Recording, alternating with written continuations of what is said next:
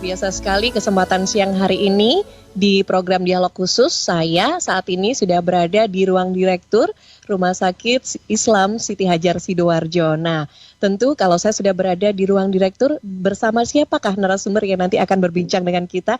Tentu saja Direktur dari Rumah Sakit Islam Siti Hajar Sidoarjo yang sudah bersama saya saat ini. Boleh saya langsung sapa saja untuk semua sahabat Sidoarjo yang saat ini sedang mendengarkan ataupun yang sedang nonton juga, baik di YouTube channel Suara Sidoarjo Live ataupun di Instagram @suarasidoarjo.fm. Nah, ini saya sapa dulu. Saya saat ini sudah bersama dengan Dr. Haji Hidayatullah, spesialis syaraf. Assalamualaikum, Dok. Waalaikumsalam, dan para pendengar Suara Sidoarjo semuanya. Apa kabar, Dok? Alhamdulillah baik, Pangestuni pun. Alhamdulillah. Iya.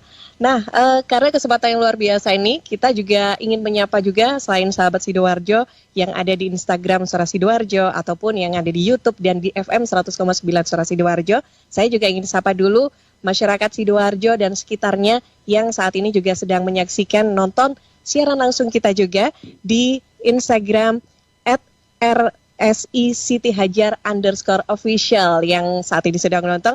Nah, ini kesempatan yang luar biasa di Bincang Sehat kali ini. Nanti kita akan bahas tema kita yakni New Normal sebagai lifestyle. Sudah siapkah Anda menghadapi new normal? Nah, new normal ini seperti apa sih sebetulnya? Sudah ada yang mengerti, pahamkah dengan new normal? Nah, nanti kita akan menanyakannya langsung bersama dengan Dr. Hidayatullah. Dok, ini yang saat ini sedang marak sekali diperbincangkan adalah tentang new normal atau hidup baru gitu ya. Nah, ini mungkin dari sisi medis ya, kalau kita ngomongin tentang new normal di era pandemi ini sebetulnya seperti apa sih, Dok? Ya, terima kasih Mbak Tika. Jadi coba kita tinjau ada beberapa arti tentang new normal, tapi sudah dibakukan sendiri oleh Kementerian Pendidikan kita menjadi kenormalan baru. Sudah ada itu, memang sudah dibakukan seperti itu. Kalau kita lihat dari bahasa berarti kan new normal, kenormalan yang baru. Artinya kan sesuatu yang dulunya mungkin tidak lazim atau tidak umum dilakukan, sekarang menjadi lazim dan akan menjadi rutin kita lakukan. Ya, kalau kita meninjau sebenarnya memang istilah ini adalah memang mengacu pada istilah-istilah sosial ekonomi dulunya ketika ada krisis ekonomi tahun 97-98 dulu sehingga muncul ini. Itu. Nah, sesuatu hal yang baru begitu. Kalau di era pandemi ini melihatnya seperti apa, Dok? Iya. Jadi memang karena ini suatu kenormal yang baru, artinya ini adalah suatu tata cara hidup. Kita harus beradaptasi di tengah pandemi COVID-19. Sehingga dulu-dulu yang tadi yang sampaikan tidak lazim, maka di tengah pandemi ini menjadi sesuatu yang harus kita lakukan, menjadi suatu kewajaran yang harus kita lakukan, yaitu bagaimana caranya agar kita tetap produktif. Produktivitas masyarakat Indonesia atau diri kita sendiri mendekati optimal sebelum adanya pandemi, ya tetap kita bisa produktif, tetapi kita juga stay safe. Artinya kita harus tetap menjaga keamanan, menjaga kesehatan kita di tengah pandemi COVID-19. Karena memang COVID-19 ini masih belum bisa diprediksi kapan sih benar-benar akan berakhir. Dan tentunya karena ini juga belum ditemukan vaksin yang betul-betul definitif memang berfungsi baik untuk virus COVID-19 ini. Oke. Tapi kenapa sih sebetulnya new normal ini perlu diberlakukan di tengah pandemi COVID-19, Dok? Iya, kita tidak ada beberapa perspektif ya, dari diri kita sendiri atau dari perspektif masyarakat atau pemerintah. Kita tidak perlu ngomong, ada yang ngomong new normal itu berarti abnormal kan gitu. Ya, coba kita berkaca saja. Coba kita berkaca saja. Kita beri contoh, katakanlah seseorang yang dulu sebelum pandemi ini suka clubbing, suka ke diskotik, hiburan malam. Ya. Kemudian setelah pandemi dia menjadi orang rumahan gitu ya. Sebenarnya yang abnormal yang mana? Sebelum pandemi atau sekarang? Nah, ya. itu dia. Ya, itu berarti kan nggak cocok ini kalau kemudian new normal dibilang bahwa new normal adalah sesuatu yang bukan berarti. Yang normal yang mana? Atau mungkin seseorang muslim yang dulunya sholat 5 waktunya mungkin nggak bisa penuh, nggak bisa rutin. Begitu kemudian ada pandemi ini, dia dahaga spiritualitas gitu kan ya, dahaga terhadap asupan-asupan spiritualitas. Semakin rajin beribadahnya, sholatnya tidak pernah ketinggalan gitu. Berarti yang dulu yang normal atau yang sekarang yang normal kan gitu ya. Itu memang, dan kemudian ya memang harus kita laksanakan ini. Perspektif dari diri kita sendiri, saya bilang ada dua perspektif. Dari perspektif masyarakat atau pemerintah, ya sudah kita tunggu pemerintah mengumumkan kapan dia sebenarnya masyarakat Indonesia ini siap untuk new normal. Karena ada 11 kriteria di situ. Tetapi yang penting dari perspektif diri kita sendiri, kita harus menyiapkan itu. Bahwa kita memang tanpa harus menunggu pandemi ini benar-benar berakhir, kita memang harus melaksanakan new normal ini. Paling tidak diri kita sendiri, keluarga kita, kerabat kita, orang-orang terdekat kita. Iya. Nah, berarti kalau kita yang saat ini dihadapkan dengan adanya wabah pandemi COVID-19, sikap apa sih yang harus kita munculkan begitu? Di satu sisi kita dihadapkan dengan wabah COVID-19, tapi di satu sisi ada new normal. Sikap kita harus seperti apa nih, Dok? Khawatirkah, takut, atau tenang saja itu seperti apa? Ya, sebagai muslim yang baik harus tawakal ya, berarti ya. Tawakal dan tetap harus bersyukur kan gitu kan ya. Artinya bahwa ini semua memang pasti atas kehendak dan atas izin Allah. Atas kehendak dan izin Allah. Artinya bahwa memang mau tidak mau ini harus kita jalankan, dan pasti ada hikmahnya kan gitu kan ya. Pasti semua musibah itu ada hikmahnya. Di dalam Al-Quran juga disebutkan, setiap kesulitan pasti ada kemudahan. Inna ma'al usri yusra kan itu kan ya. Fa inna ma'al usri yusra, inna ma'al usri yusra gitu. Kita tidak perlu memaki kegelapan, tapi yang penting adalah kita harus menyalakan lilin untuk menerangi kegelapan tersebut. Jadi memang ya harus kita tawakal, tetap bersyukur dan hadapi ini. Orang yang cerdas itu kan kalau dia bisa mengubah suatu kesulitan menjadi kemudahan, hambatan menjadi peluang, kan gitu. Ya, itulah menurut kita sikap kita seperti itu. Baik, jadi lebih harus menyikapinya secara positif begitu ya, Dok ya? Iya, betul. Oke, Dok, tapi dengan adanya new normal ini apakah ini juga tidak berpengaruh kepada jumlah nantinya masyarakat yang bisa terkena virus dari COVID-19 sendiri, Dok? Iya.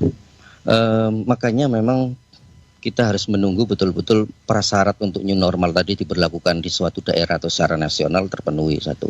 Kedua, ada kemungkinan memang akan bertambah jumlah, tetapi pasti akan ada langkah antisipatif dari pemerintah. Ya sama seperti ketika kita mencoba sesuatu yang baru, belajar sesuatu yang baru, mungkin kalau anak kita, saudara kita mau belajar naik motor, naik mobil, pasti akan ada kekhawatiran.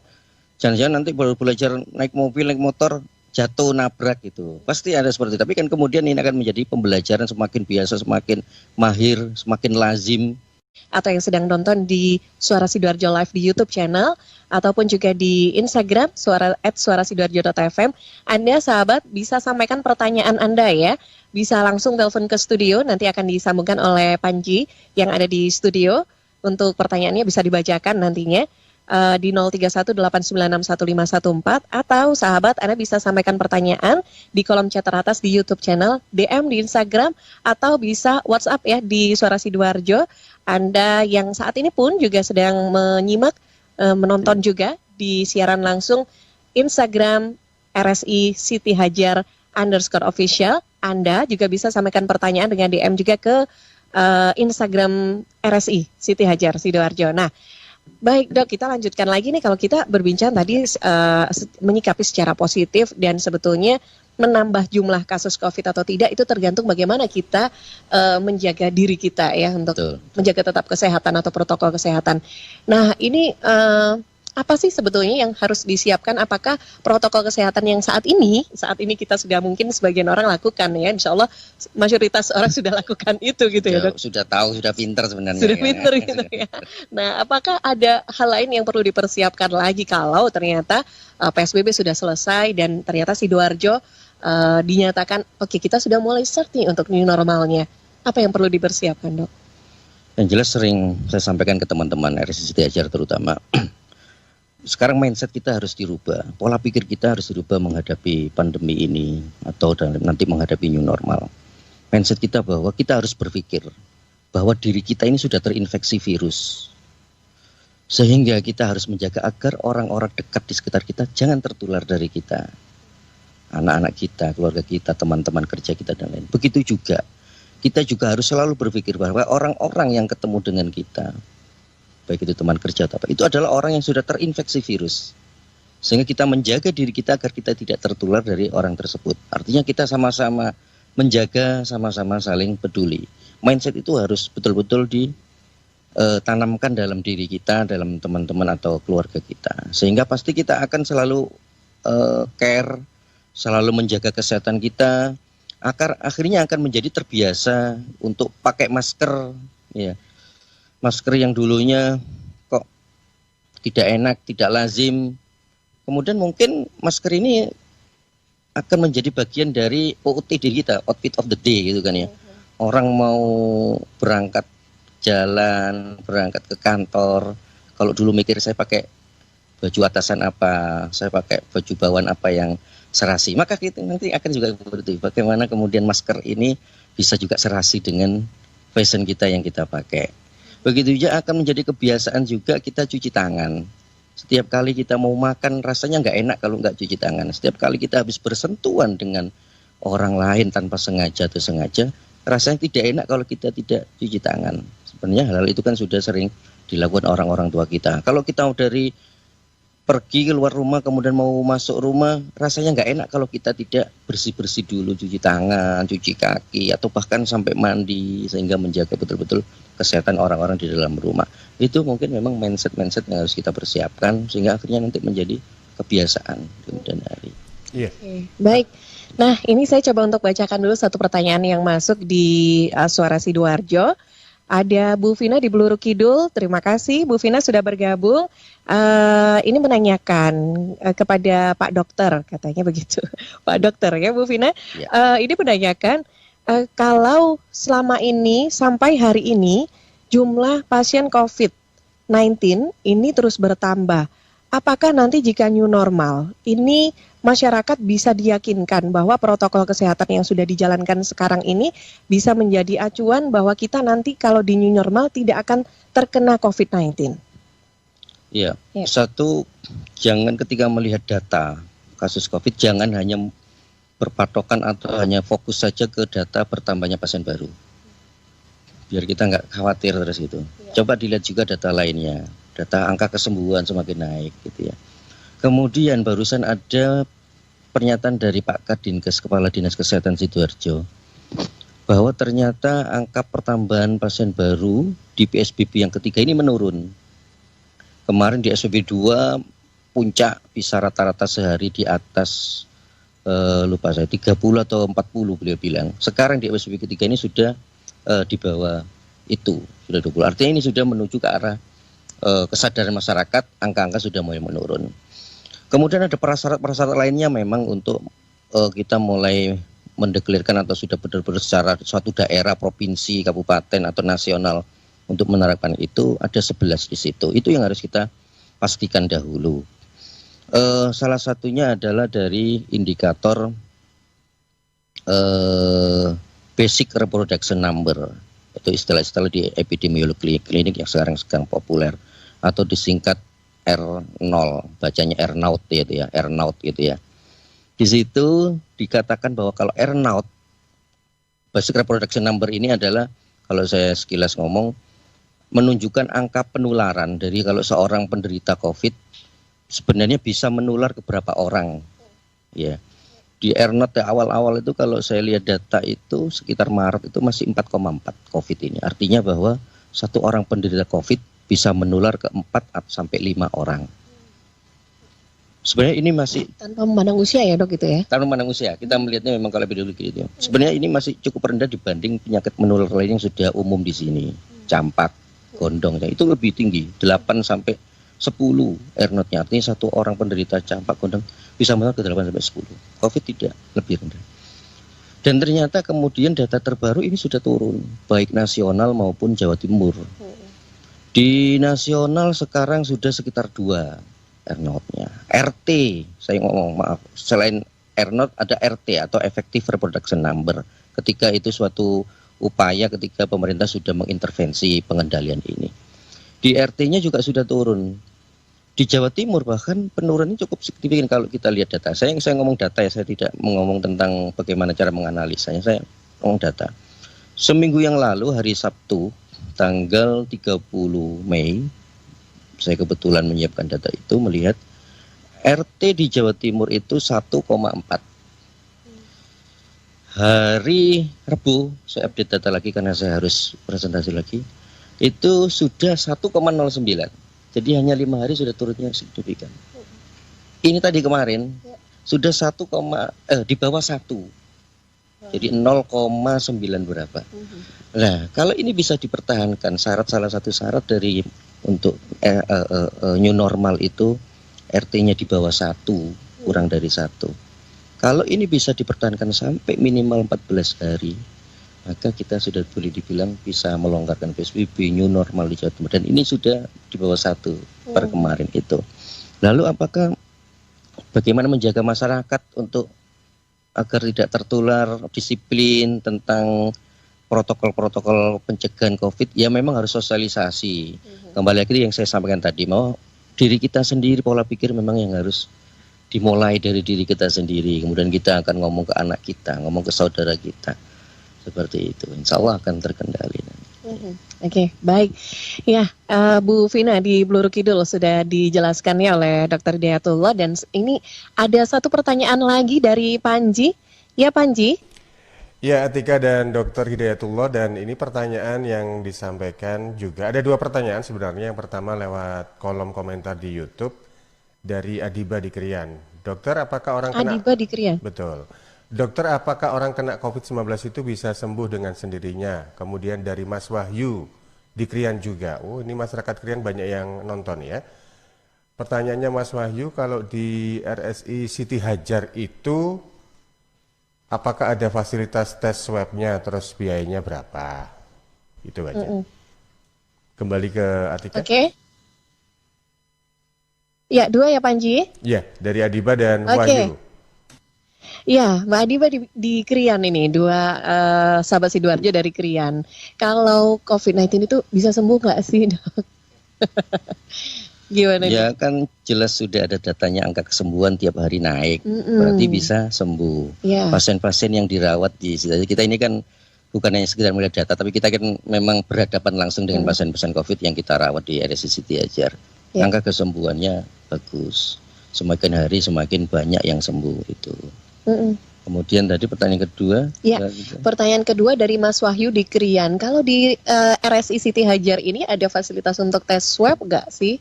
Ya, alhamdulillah sejak awal pandemi kita sudah memfasilitasi, membantu masyarakat memang yang perlu untuk tes rapid maupun tes swab. Untuk keperluan ini kita sudah ada memang. Gitu. Sudah ada. Ada dan memang ya terutama ketika Ramadan menjelang Lebaran itu semakin banyak ya. Jadi orang mungkin sadar baik itu memang kesadarannya atau mungkin karena keperluan untuk ngurus bepergian keluar kota itu semakin banyak yang datang ke sini untuk periksa baik rapid maupun swab untuk COVID. Ya. Dengan usia berapa yang untuk ke sini untuk rapid atau swab ini, Dok? Rata-rata memang usia produktif. Usia produktif ini kan memang yang aktivitasnya tinggi, sehingga memang apalagi kemudian di era new normal ini bahwa usia produktif ini memang harus tetap berproduksi. Itu yang rata-rata yang paling banyak itu. Tapi anak-anak pun juga ada kemarin dari luar pulau, dari NTB anak-anak ada lupa saya 2 atau 3 karena harus ke sana mendesak, kemudian juga periksa di sini untuk itu ada. Oke, baik. Ya, Mas yang ada di Krian, Mas Wahyu sama Mbak Adiba tadi ya. Oke, satu pertanyaan lagi. Ini saya ke Karin atau saya bacakan aja ya pertanyaannya. Ini dari siapa? Nanti mungkin saya bisa diinfo ya, Karin yang ada di studio Suara Sidoarjo. Pertanyaan dari siapa ini? Oh, dari Safira di Candi. Jika sudah memasuki masa new normal, apakah tempat-tempat makan sudah bisa digunakan untuk makan di tempat? Dari Gusti Safira di Candi. Dok, silakan. Iya, terima kasih dari Candi tadi. Sebenarnya itu adalah kewenangan pemerintah untuk menentukan, dan biasanya memang akan bertahap, tidak langsung kemudian semua tempat makan dibuka. Seperti yang sekarang di Jakarta, gubernur mengistilahkan adalah masa transisi. transisi PSBB itu kan bertahap. Tanggal sekian tempat usaha apa yang dibuka, tanggal sekian mal besar yang dibuka, tanggal sekian tempat makan, hiburan dibuka. Jadi memang akan ada bertahap dan itu mungkin akan menjadi regulasi atau kewenangan pemerintah untuk menentukan itu. Tapi kalau dari sisi kesehatan, misalkan nanti sudah diberlakukan new normal, kalau kita makan di luar, dine-in seperti itu dok, gimana menurut dokter? Ya karena balik tadi new normal ya, gimana caranya karena seakan-akan sudah normal kembali, tapi tetap kita stay safe, stay healthy. Saya rasa bisa dilakukan itu, asal protokol kesehatan diberlakukan. Artinya si pengelola rumah makan juga sadar. Kadang-kadang ya jujur kalau kita lihat pun kalau drive-thru kita take away itu, kadang si penjual ternyata nggak pakai masker atau maskernya diturunkan di leher gini sambil itu kan artinya dua pihak, jangan aja masyarakat atau customer ini aja yang disadarkan, tetapi juga pengelola usaha tempat makan terutama juga betul-betul melakukan protokol kesehatan ini dengan cermat, dengan disiplin, baik mulai dari praproduksi, produksi, handling food nanti ya, food handlingnya dan penyajian semuanya memang harus itu. Insya Allah bisa. Ya, nah dok, kalau kita melihat dengan new normal ini lagi, kembali ke new normal, antara orang dewasa dan anak-anak ini kira-kira ada perlakuan yang beda atau persiapan yang harus diperhatikan yang berbeda atau sama aja sih sebetulnya dok? Ya sebenarnya sama ya, hanya kan berbedanya kan kalau yang dewasa lebih aktivitasnya lebih tinggi karena mungkin bapak atau ibu mereka harus cari nafkah, harus tetap berproduksi gitu kan ya. Mungkin anak-anak mereka hanya sekolah kalau memang nanti sudah diberlakukan sekolah. Tetapi protokol-protokol yang lainnya sama, pakai masker, physical distancing, rajin cuci tangan, dan semuanya insya Allah sama. Menjaga imunitas dengan berolahraga rutin gitu kan ya. Ya insya Allah sama. Baik, dok, ini sepertinya ada yang bergabung di line telepon Suara Sidoarjo. Kita bisa tersambung ke studio, Panji? Iya, langsung disapa saja ini, Atika. Halo? Ya. Halo, selamat siang, Suara Sidoarjo. Ya. Oke, terputus ya kayaknya sambungannya ya. Tadi sepertinya ini coba menghubungi kembali ini. Dari siapa, Panji? Tadi informasinya dari... Oke, sepertinya baik.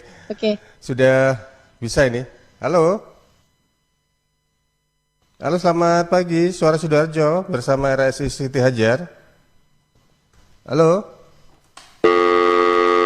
Oke, terputus ya rupanya sambungannya. Nanti mungkin bisa dicoba kembali. Nah, antara orang dewasa dan anak-anak selama new normal itu sebetulnya pada dasarnya sama saja gitu ya dok ya. Tapi mungkin di sisa waktu kita dok, adakah tips untuk menjaga kesehatan selama new normal ini dok? Silakan. Sebenarnya kalau tipsnya kan sudah sering kita dengar ya. Ya sama seperti tips bagaimana agar kita tidak mudah terinfeksi virus COVID-19 ini.